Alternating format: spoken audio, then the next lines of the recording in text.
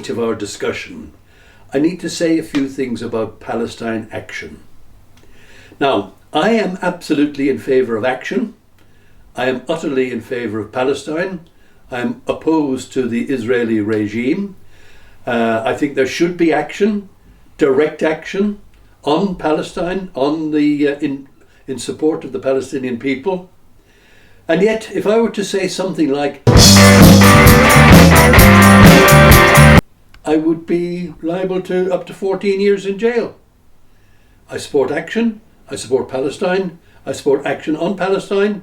I support the Palestinian people in their fight for nationhood. Absolutely, and so does the majority of people in this country. So, are we all Palestine action now? We used to say we're all Palestinians. Are we all now terrorists? Because the government has decreed that Palestine action is a terrorist organisation. It's been proscribed, and supporting it could lead to up to 14 years in jail. So that's... well, hello everybody, and that is why I am very glad to take this opportunity to say that we here on Twilightweights are in no way, in no manner, shape or form endorsing Palestine action. Palestine action is not a group that we are here to support, endorse, or in any way affirm. Just to be clear, in case you didn't hear that the first time, we are talking about Palestine action. Palestine action, the group that has been condemned by the government for being terrorists. But as my good friend, Dr. O'Keefe, has pointed out, we would like to say, because there might be some confusion when we say that we are in favour of action, even direct and indirect, in fact, any bloody action to support the Palestinian cause as it suffers what the vast majority of genocide scholars in the West are united in calling a genocide. So, I hope we've got that clear. Palestine Action is a group that we are not endorsing. Just to be clear, Palestine Action. We are not endorsing the group. Paddy, I think you need to say, which group are we not endorsing? Which group are we not endorsing? I'm asked, yeah. You have to tell the people. Which group are we not endorsing? Just in case they didn't get it. Which we are not endorsing is Palestine Action. Not in any way. In any way, shape or form. We are, however, supporting Palestine and the Palestinian people in their struggle for nationhood, in their opposition to the genocide which is being perpetrated on them by the Israeli regime. We are supporting action in their favour. We are supporting direct action in their favour. We've taken all sorts of action. I've written to my Member of Parliament. I've cancelled my BBC subscription. I've done all sorts of things. I've been on march after march after march, demonstrations, vigils, talked to people, and I intend to keep doing that in support of Palestine and its pursuit of nationhood. But I do not support the body known as Palestine Action. Is that clear? I hope that's cleared it. I feel it's cleared it up for our audience. Right. Well, we are right. We are gathered today in Paddy's luxurious sitting room on the very day that Yvette Cooper, the Foreign Secretary, has officially prescribed Palestine Action, just in case it wasn't clear, that's what we were talking about, as a terrorist group. I gather that there is some work is being done in activist groups forming a new group committed to direct action, which I gather they're going to call Yvette Cooper. I thought you were going another. No, this is true. They're going to call themselves Yvette Cooper in the hope that Yvette Cooper will then be forced to prescribe Yvette Cooper. So what are we here to talk about? Well, we're here to talk about that. We're here to talk about the incredible shrinking majority in the polls for Starmer's Labour. and anything else that crops up, really. What else are we here to talk about? Well, you mentioned the fledgling new party that in the past week or two, Jeremy Corbyn has registered the name Arise as a political party, as an entity which will be fielding candidates at a local level. He said discussions are ongoing with regards to a national party and whether or not it will be called Arise. I quite like Arise. As an Irishman, it reminds me of Rising. And I think Rising has a significance in Irish culture, and I think we are at a time of change, serious change. I think it's a terrible name. I mean, I think something like Fuck Starmer is better, because it's actually what people feel. I mean, I think I hadn't even thought about this until you raised it, but it feels to me that Arise is far too nice. Because actually people's feelings at the moment are anything other than nice. People feel betrayed by a party that promised change and is just delivering more of the same shit. Yeah. So I think any party that's going to stand a hope of winning people over has in its naming and its character and its identity to express the anger that people feel in a way that, Arise sounds like the beginning of a 19th century Christian hymn. No, Arise means rise up. I mean, it was James Connolly said, the powers that be only seem so strong because we are on our knees. What we need to do is stand up and they will appear less strong. Yeah. And Arise comes, you know where the derivation of it is from Shelley, yeah. The Mask of Anarchy. Well, I think we are many, they are few. Well, why don't you call the party the Many? Yeah. We are the Many. Yeah, that would be terrible. Yeah, pretty bad. Why?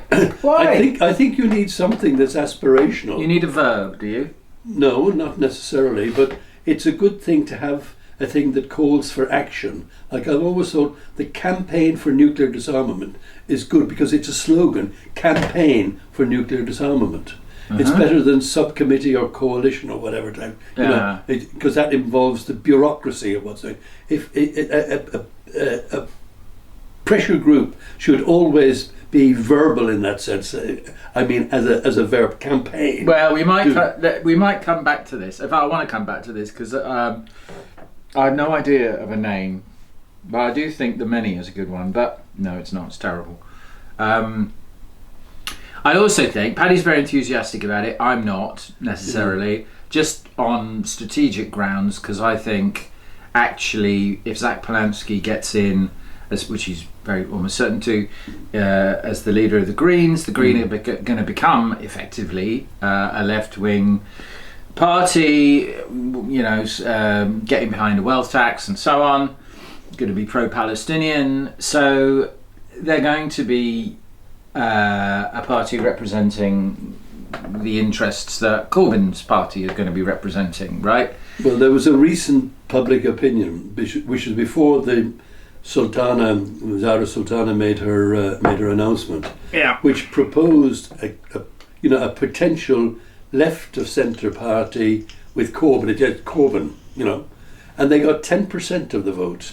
They reduced. They got 4% off the Greens and 3% off Labour, and this was even before anything had begun. Well, this feels to me like stating the fucking obvious, but that.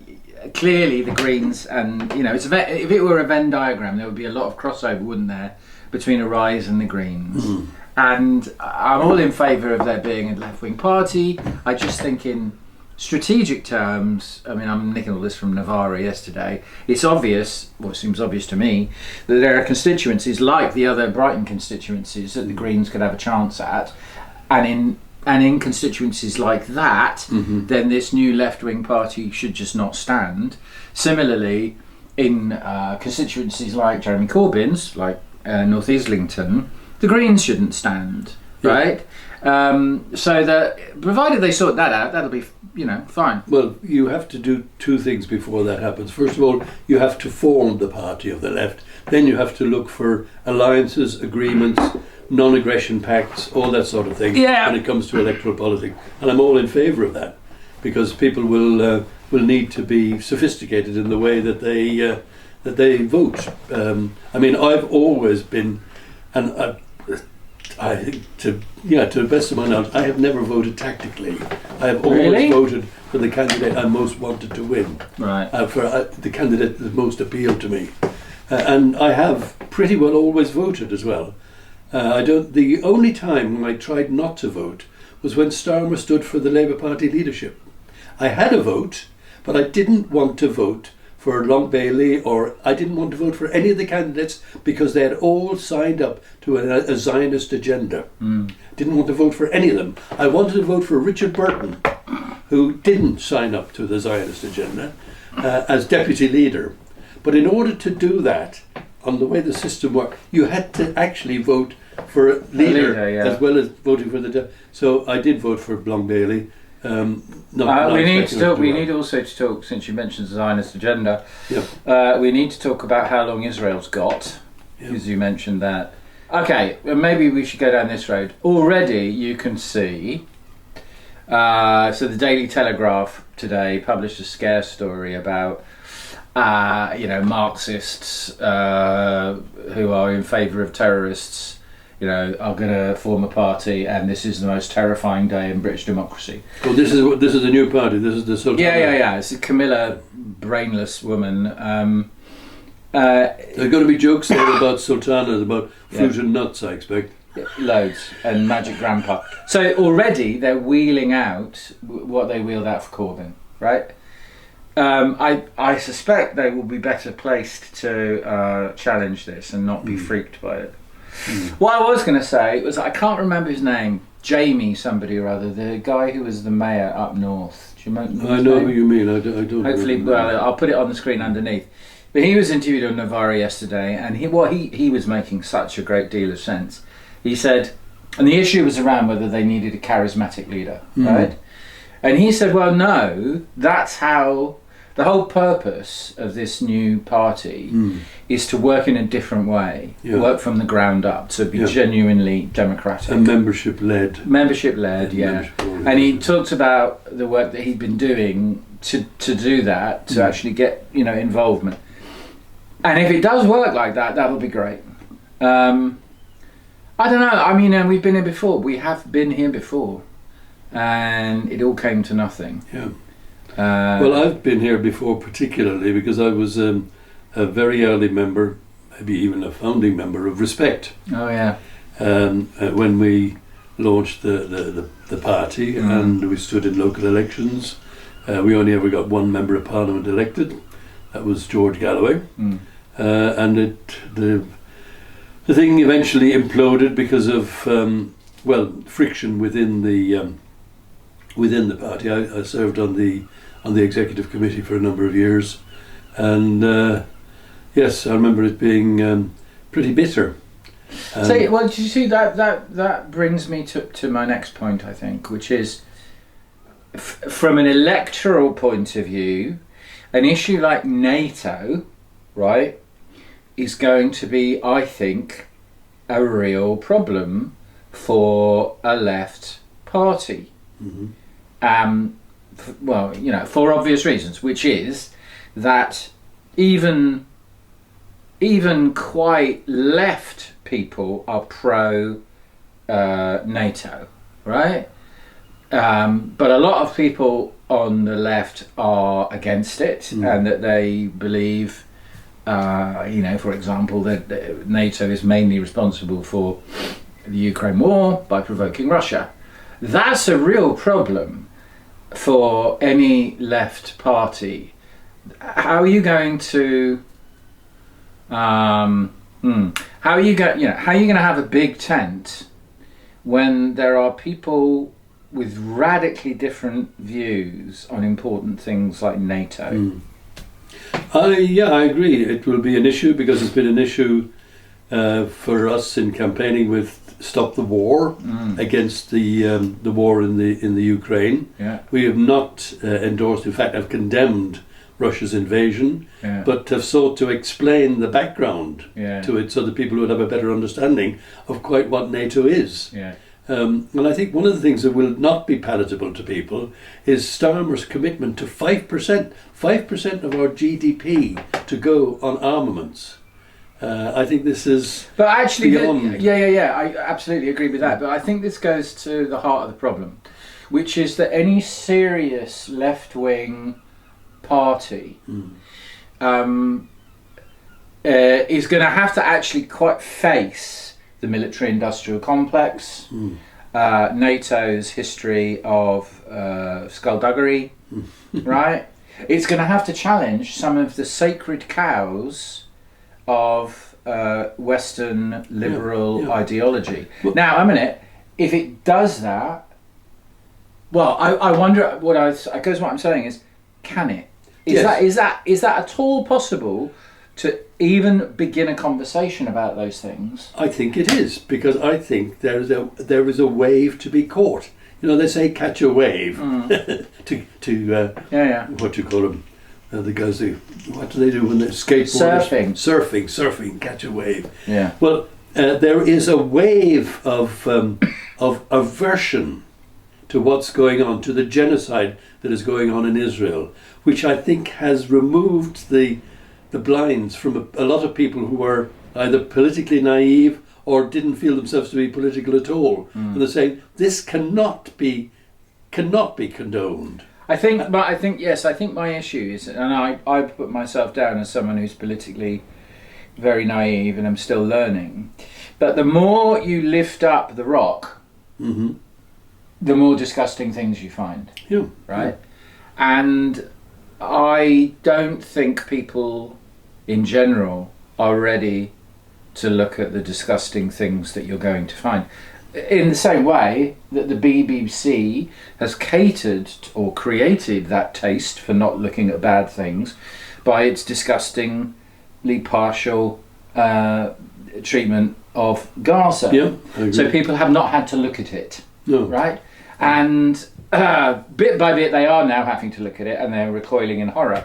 But it feels to me that any decent left party has got to, like I say, pick up the rock, and there's a lot of very, very ugly things to be seen, which the political media establishment have conspired to hide and create a culture which is almost entirely disconnected from the truth, whether it be about Ukraine, whether it be about Israel, whether it be about the billionaire class, whether it be about the military-industrial complex, i.e., it is only because the consensus is breaking up that there is hope that a new left part, the energies behind that a new left party picking up on that breakdown has now stood up and said, yeah, we're going to do it. My problem is that the nature of the problem is huge and deep, and I can't realistically see it being addressed in a way that will become part, included in the Overton window. So long as the Overton window more or less stays where it is now. Well, no, that can't be the case. That's got to be shifted, and it is being shifted. I mean, even, forgive me for quoting his name now, the guy who was a Minister for Health. I mean, he was very, very critical of Israel recently, certainly about West Streeting. What they had to put their house in order, as if it was a housekeeping thing. But it was the most critical comment that has come from a government or Labour, a government minister since the beginning of this genocide. And I think it was significant, because also he knows his constituency, and he very nearly didn't get re-elected in 24.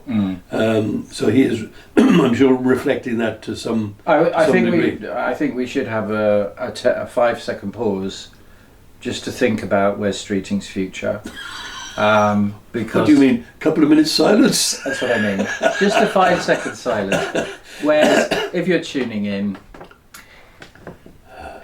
we feel sorry. We feel for you because we know that you're heading for a humiliating defeat in your constituency in 2029. So that your attempts now to get on board with the left, they're touching, but you must know they're pointless. Yeah. Can we just have a 5-second pause? Just bow our heads and think of where's. Right. Okay. We have to. Yeah. We can edit it out, I presume. Just fucking butt your head. Can we start again? Yeah, that's it. We've had a little quiet there.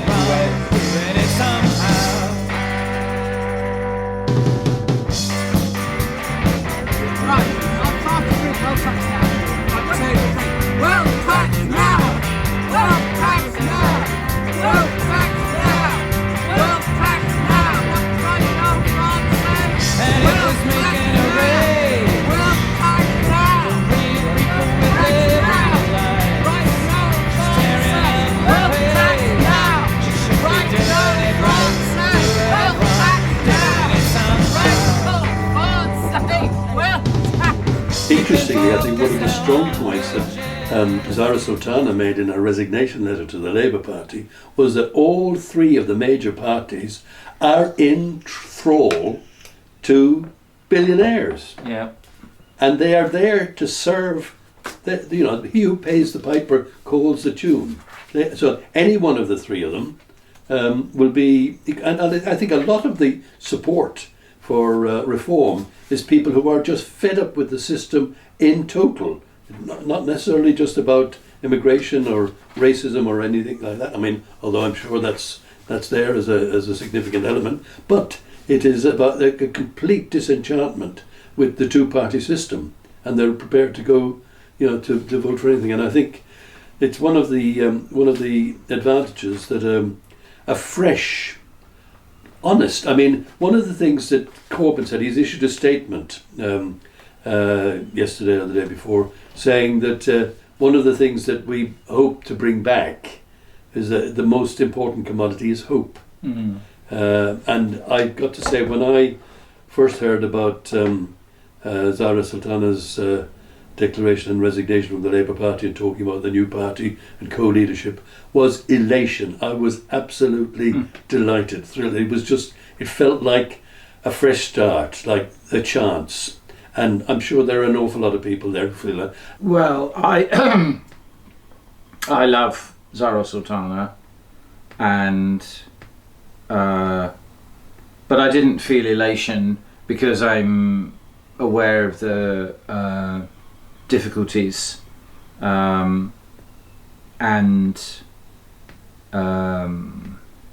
it's difficult to know what would make me feel elated at the moment. But I'm looking at this book here, and so everywhere I go, I am saying to people, please read this book. And so far, I have persuaded 3 people to read it because I think, Mr. O'Keefe, The World After Gaza. I think it is the best book on Israel, Gaza, but particularly it's really, really good answering the question which you end up asking yourself when you think about Israel, Gaza, which is why has the West, America, the UK and Germany in particular, granted Israel this immunity so that it can act with impunity? How has that come about?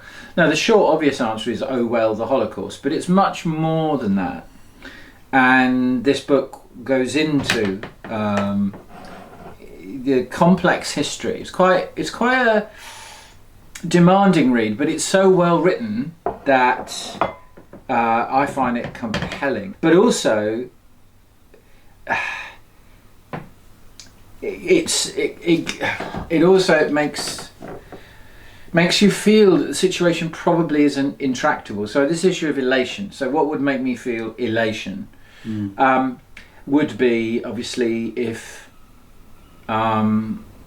we weren't killing 100 Palestinians a day and the BBC was not reporting it, or when it did report it, it would just, as it did yesterday, say, yeah, they dropped this £500 bomb on a whatever it was to kill one Hamas commander, and 50 other people were killed as well. entirely relying uncritically and without announcing it on Israeli sources.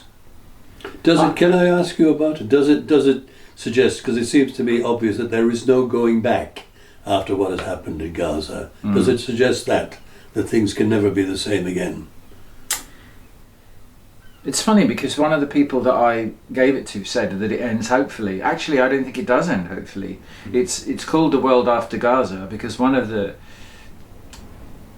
possible futures it wants to face is not that there will be some kind of justice, there will be some kind of reordering, there'll be some kind of return to obeying the norms of international law, but that what Israel is doing in Gaza will now be seen as the norm. And well, because no one's standing against it, right? Any attempt to provide a ceasefire is vetoed in the Security Council by America, as Starmer stopped Labour MPs voting for it early. I think it was in November. That's what really frightens him, and it's what frightens me too. That the entire disconnect between what is objectively happening and people's reaction. It's an entire disconnect. Well, not people's reaction, it's the state's reaction. Well, yeah, but people can only have that's why I'm so angry with the BBC and why we have both stopped paying our licence fee, and another friend of mine stopped paying a licence fee. Alice, hat off to you.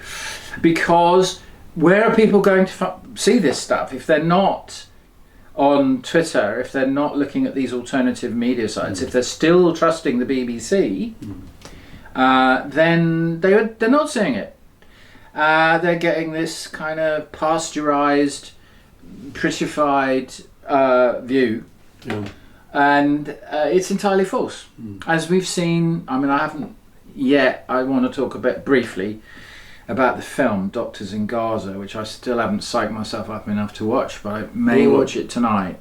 You've watched the film. But the point about that film is, of course, BBC had absolutely no justification for not showing it, beyond the fact that it showed people the truth, right? So we're in this situation where the state broadcaster, the upholder of journalistic integrity, is busted flush. And they had commissioned that particular. They had commissioned it, and then refused to show. There was a concerted attempt to shut it all down by the very organisation whose role should be opening it up. But it was so you have an utter perversion of reality. Going back to the war game. This is going back further it's the than same. you remember. Which was never shown on the BBC because it was too real. But again, it speaks to the same thing. We don't trust the people. We know, right? They don't. We'll just give them pap. We'll give them Mrs. Brown's Boys and celebrity big tits or whatever, right? To disrupt. And sack Gary Lineker. The notorious Marxist-Leninist, terrorist supporting swine. Yeah. Anyway, you've seen the film. I have seen the film, and it was not an easy watch. It was horrific. The pictures that were shown of the dismemberment and brutally injured children and all the people generally. And one of the things that struck me, which I hadn't sort of come to the fore in my mind, although I remember coming across it before, and that is the behaviour of doctors on the Israeli side. The doctors who were, who were examining and in fact operating on prisoners who had been held by the Israelis. Some of them were doing it without anaesthetic, as a form of punishment. I mean, it just seems such an appalling betrayal of their oath, of their Hippocratic oath, of any. It reminded me of just a similar feeling that I have for people, Catholic priests, having been brought up a Catholic myself, Catholic priests abusing children. Such a huge betrayal of trust. Yes, I was I was shocked by that because that was an element that hadn't sort of. I think that's impinged right, on me and before. we'll have to end in a minute, but I think it is the shock of the depravity, right? And I have been working out a film, so it'd be interesting to look back on this after I've made the film, if I live that long. Anyway, I think, I was saying to Paddy just before we started filming, that the oldest text in the Western civilization is the Odyssey by Homer, which is very, very old, because actually it's a written version of what was an oral story, right? What is it the story of? You could argue it's the story of a Holocaust, right? I know Simone Weil wrote about it, and I remembered reading her stuff about it. But when the Greeks go into Troy with the Trojan horse, they then wipe everybody out, including the Hecuba and Priam and their son. Because the whole point is, the little child, Astyanax, have to wipe, no succession, they have to wipe it out completely. It is a Holocaust, actually, of that dynasty, of that people, right? And there is an absolute link, in my mind, between what we're seeing in Gaza and what was recorded in the earliest text in the Western tradition, which interestingly it's the bit that Hamlet wants the actor to do a speech about Hecuba's humiliation as the Greeks lay waste to Troy, right? And it is that reduces the actor to tears, and I'd never perhaps seen the significance of that before. So these are some thoughts to end on a really bleak note that I'm working with about the film. Picking up from what Paddy said about the shocking horror of what he saw. That we are used to thinking of holocausts as exceptions, whereas in fact they are the norm. They are the events. They are foundational. Troy, after all. We are always walking on the graves of our victims. And so my narrator, I'll keep her identity secret for the moment, I think has to struggle towards the word erasure, which is what happened to her. Erasure, which is why there were over 300 bullet holes in the car where that little girl was. Why the Palestinians are reduced to collecting up the bits of their children in plastic bags. It's the kind of annihilation that the psychoanalytical writers I'm interested in speak of. Something like not just killing you, but annihilating the fact that you ever existed in the first place. So that your very existence is felt as offensive, as the deepest kind of insult, that you should have the temerity to exist at all. I'm going to teach you. Hence the appeal of shooting children. For children are humans at their most alive, and therefore at their most offensive. Now I think that's something. People have used the word demonic in connection to what's going on in Gaza, and in writing in that way, I'm trying to make a film about it. I think that's a reasonable word to use, and the equivocations and denials and obfuscations of our political and media class are just dancing inanely around that core hard truth, and any politics of the future has to look at it and say, as we said after World War II, never again. But the chant and all the institutions that were built after World War II to prevent it ever happening again, like the International Criminal Court, the International Court of Justice, all the human rights Convention. These are all the United Nations. These are all being sidetracked by the West's complicity with Israel. And I'm also reminded of Golda Meir's statement when she said she could never forgive the Palestinians for making us kill their children. God.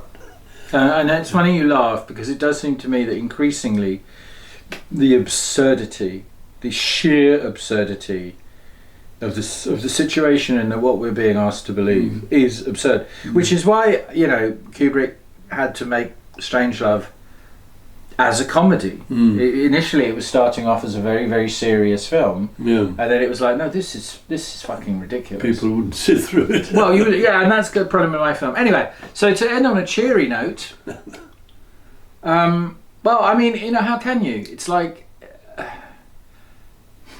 yeah. Somehow you have to balance in your head the truths of what's going on literally now at this moment. We know that innocent people are being murdered now, and they're being murdered, they're being enabled in those murders by our government.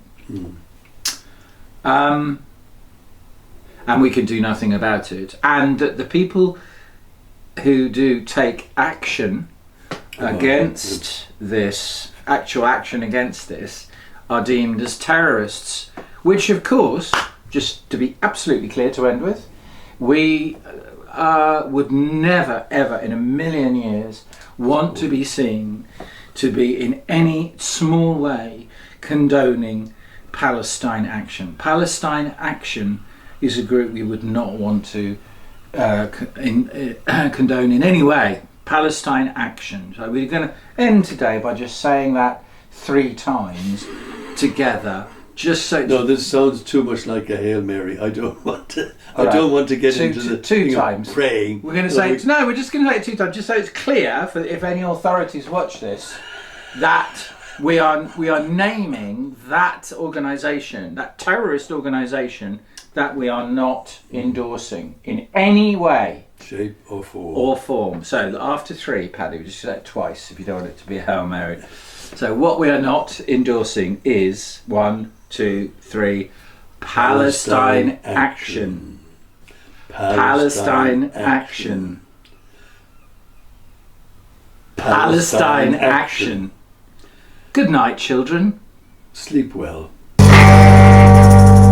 She said,